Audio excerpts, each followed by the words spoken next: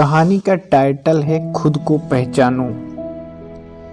एक वक्त की बात है, शेरनी जंगल में एक बच्चे को जन्म दिया और जन्म देते ही वो उसी जगह पर मर गई। उतने में उधर से कई सारे भेड़ गुजर रही थी।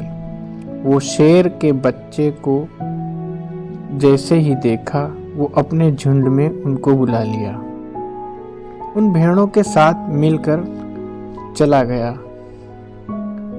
अब वो शेरनी का बच्चा उन भेड़ों के साथ ही रहने लगा और उन भेड़ों के साथ रहने की वजह से वो खुद को एक भेड़ ही समझ रहा था।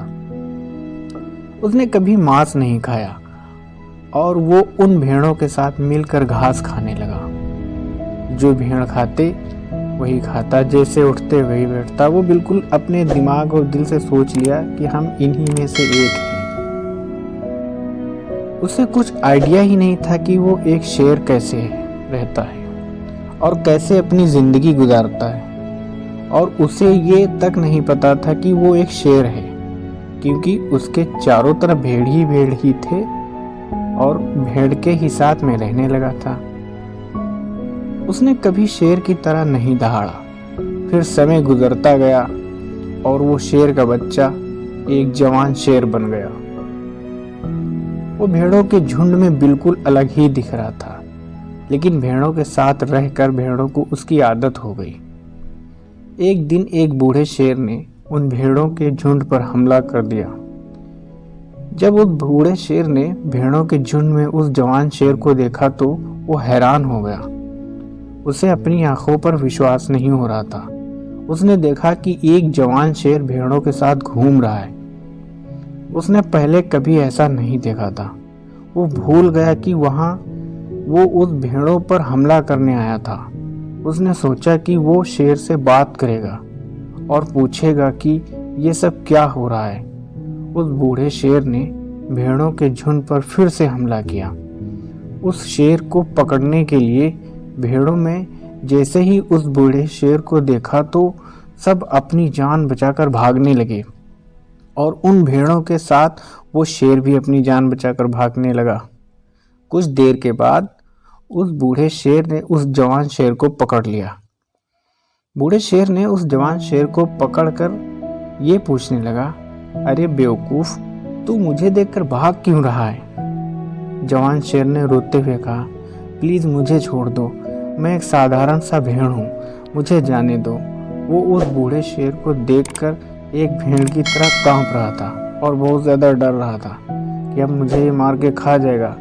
बूढ़ा शेर ये सुनकर हैरान हो गया और वो समझ गया कि यहाँ इसका क्या इलाज है, क्या हो रहा है इसके साथ। बूढ़ा शेर उस जवान शेर को एक नदी के पास ले गया। यंग शेर वहां से भागने की कोशिश कर रहा था, लेकिन बूढ़े शेर ने उसको नदी की तरफ ढकेलते हुए कहा कि अपने आप को इस पानी में देख।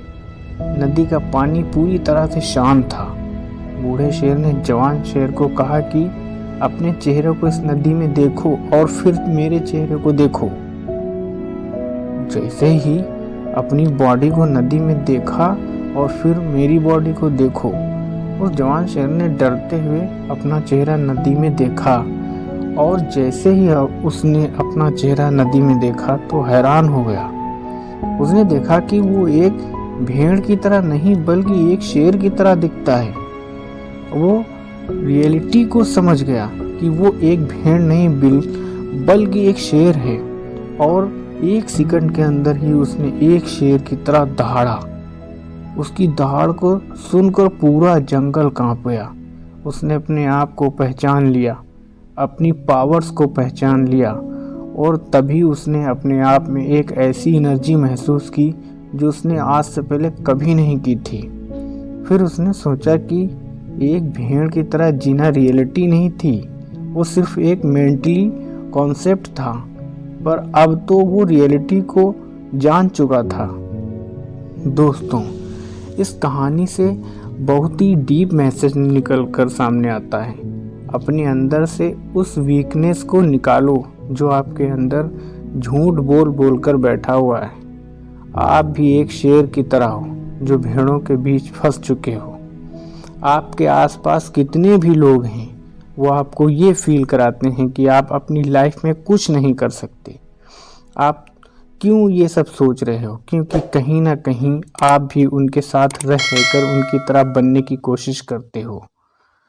आपको इस भेड़ से अलग खड़े रहना है और अपनी पोटेंशियल, अपनी पावर्स और अपनी एबिलिटी को पहचानना है।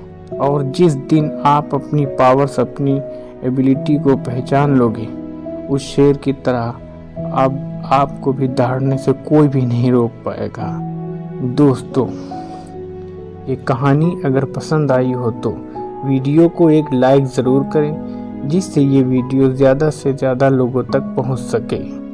हमें अगली वीडियो किस टाइप की कहानी पर बनानी चाहिए, एक कमेंट करके ज़रूर बताएं। वीडियो अच्छी लगी हो तो हमारे चैनल को सब्सक्राइब करें, बेल आइकन को ज़रूर प्रेस करें। हम आपके लिए ऐसी ही वीडियो रोज़ाना लाते रहेंगे। तब तक के लिए गुड बाय।